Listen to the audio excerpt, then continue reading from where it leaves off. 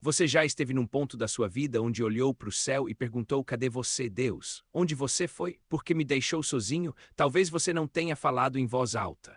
Talvez tenha sido uma lágrima escorrendo na cama às 3 da manhã, um nó na garganta no banheiro do trabalho, um silêncio pesado quando tudo ao redor desabou. Conta, não conta. Agora me responde uma coisa, e quero que você responda com honestidade, e se eu te dissesse que, naquele exato momento em que você sentiu que Deus tinha te abandonado, Ele estava mais perto de você do que você jamais imaginou, não era Ele que tinha sumido. Era você que não conseguia enxergar. E não é culpa sua, porque dor demais apaga a visão. Mas hoje a gente vai mudar isso. Hoje a gente vai abrir seus olhos para o que sempre esteve diante de você. Antes de qualquer coisa, preciso que você saiba que o que você sentiu ou ainda sente é completamente humano. Deus não te condena por isso. E sabia que até grandes heróis da fé passaram exatamente pelo que você está passando.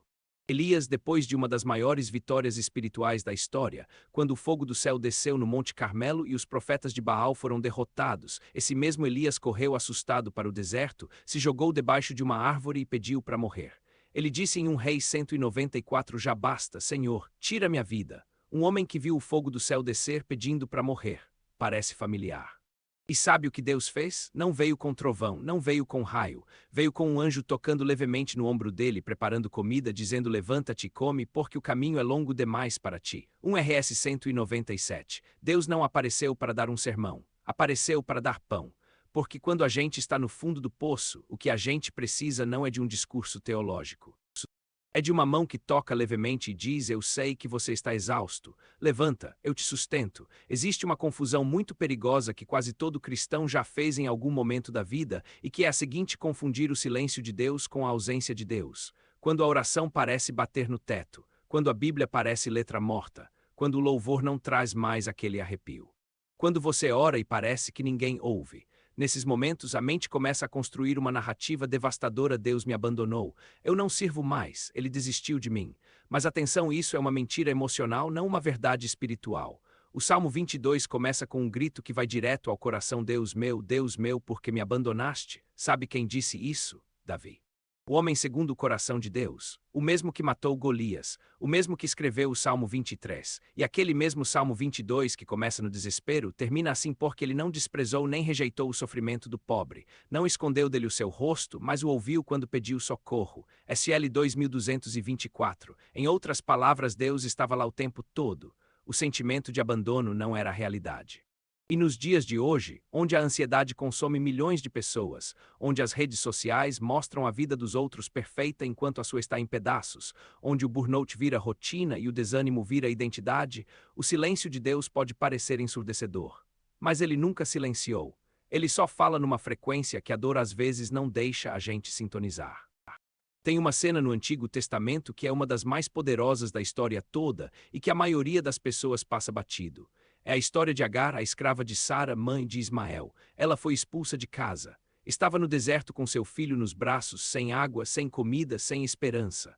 Colocou o menino debaixo de um arbusto e foi sentar longe porque não aguentava ver ele morrer. E ali, naquele deserto total, naquele abandono absoluto, Deus abriu um poço de água onde nada havia antes. E o nome que ela deu para Deus naquele momento está em Gênesis 1613, El Roi, que significa o Deus que me vê. Não o Deus que me livra de todos os problemas, o Deus que me vê. No momento mais escondido, mais vergonhoso, mais solitário da sua vida, quando você acha que está invisível, Deus te vê.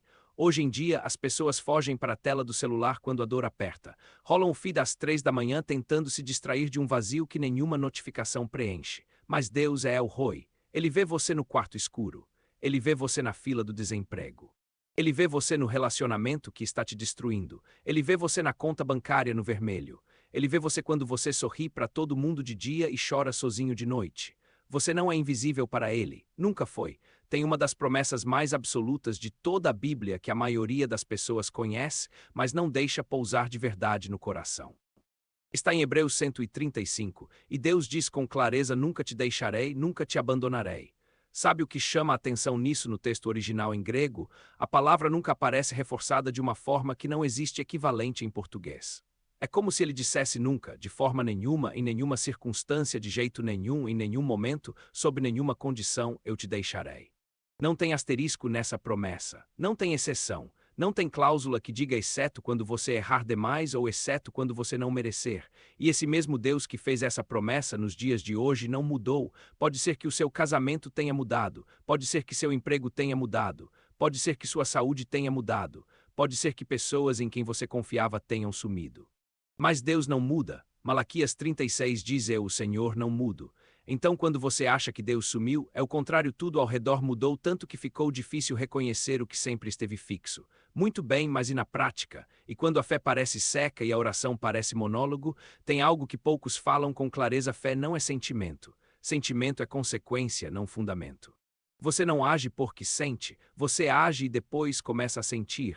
Josué ouviu de Deus algo transformador antes de entrar numa terra onde não havia certeza nenhuma: não te deixarei, nem te abandonarei. Sê forte e corajoso. Josué 15:6.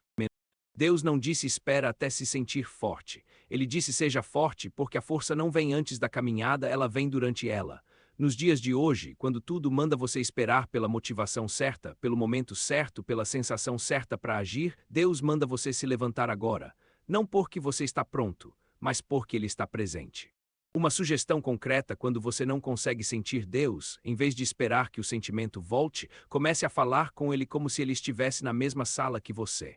Porque Ele está. Fale em voz alta. Leia um salmo antes de dormir, mesmo que não sinta nada.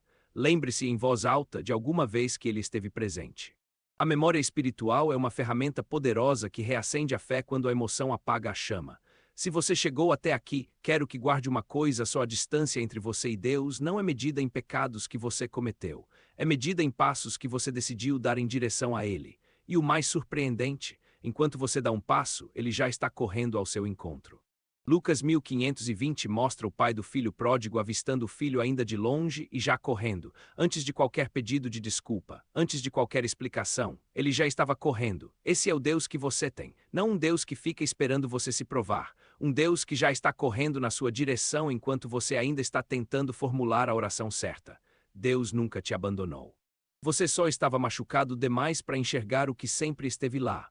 E hoje, agora, nesse momento exato, Ele continua presente.